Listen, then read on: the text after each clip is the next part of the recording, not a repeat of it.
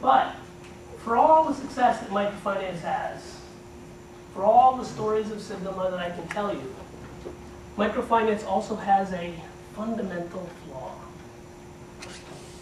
a fatal error. And that is that it hasn't been able to scale to large numbers. Across India, across the world, there are 3 billion people living at less than $2 a day. It's about 600–700 million families. If you combine all the thousands of microfinance institutions together, they reach maybe 100 million, maybe 150 million. What, 15–20% of the market? Now, if that happened in any other industry, in consumer packaged goods, or telecom, or IT, or real estate, we'd write off the industry as underperforming. But in microfinance, we tend to celebrate that level of achievement. The fact is, we need to do much more if we are going to take microfinance to its full promise of eradicating poverty.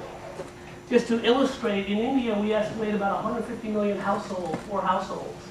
And if you look at their credit demand, it's about $55 billion. In India, you've got 1,000 microfinance institutions, you've got government entities, non-governmental. The entire disbursement last fiscal was $5 billion, less than 10% of the need. At this pace, we will never be able to eradicate poverty in our lifetime. Now, the reason why microfinance as a sector hasn't scaled is because microfinance institutions stay small. This happens to be an illustration of India, but it's true throughout the world. Of the microfinance institutions out there, 90% serve less than 10,000 clients. It's working in 100 villages, 200 villages, and only 2% are greater than 100,000 clients. In order to ramp up microfinance institutions have to get larger. And there's 3 reasons why microfinance institutions haven't been able to scale. The first is the lack of access to capital. After all, most of these microfinance institutions to this day continue to be nonprofits, NGOs, that depend on grants or subsidized funds. They simply don't have access to the kind of capital that's needed.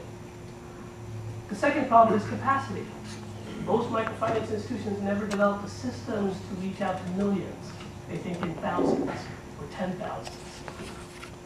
And the third is the high cost of doing microfinance, because at the end of the day, what are we doing? Giving a large number of $100 loans, collecting dollar repayments, and the high cost of doing that. Now, these 3 problems of scaling hit home to me prior to starting SKS. When I was working as a loan officer for one of these small MFIs. Is my mic okay? When I was working as a loan officer for one of these small MFIs, and I would go out and give loans and collect repayments and see the impact. And a woman from a more remote village came to me once and asked if we could start in her village. She was clearly quite poor, emaciated, torn salary, but had that spark in her eye that many poor entrepreneurs do. So I went back to my directors and I said, can we start here? And they said 2 things. They said, well, we don't really have funds. The grant cycle is coming to an end. And even if we do have funds, we're not sure if we can scale much beyond the 200 villages that we're currently working in. So I went back and I told this woman, here's the problem, we're not able to scale. And she said something to me that I will never forget. She said, am I not poor too? Do I not deserve a chance to get my family out of poverty? She wasn't asking for a dole, wasn't asking for a handout. She was simply asking for an opportunity. And her question seemed to me absolutely right. Here I was thinking I was doing something good, where I'm giving access to finance in one village, but in the neighboring village, there was nothing. It seemed to me an injustice.